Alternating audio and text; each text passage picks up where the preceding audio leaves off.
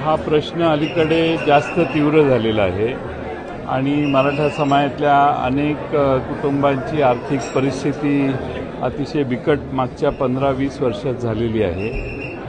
रोजगाराच्या संध्याही तरुण मुलांना मिळत नाही म्हणून ही मागणी अलीकडच्या काळात जास्त जोर धरलेला आहे आणि त्यामुळे मला बोलू देता त्यामुळे ही अलीकडच्या काळातली मागणी आहे। आपल्याला 50% वर जाता येत नाही, यासाठी घटनेमध्ये दुरुस्ती करणं हे पवारसाहेबांनी सांगितलेला उपाय हा केंद्र आणि राज्य सरकारमध्ये त्याचा पुरस्कार झाला तर मला वाटतं हा प्रश्न चांगल्या पद्धतीने सुटू शकतो। याच्यात कोणी कधी सुचवले यापेक्षा सुचवले याच्यासाठी प्रयत्न करणं हे जास्त गरजेचं आहे। याच्यात पक्षीय अभिनिवेश कोणीही ठेवलेला नाही आहे, कोणाचाही पक्षीय अभिनिवेश नाही आहे।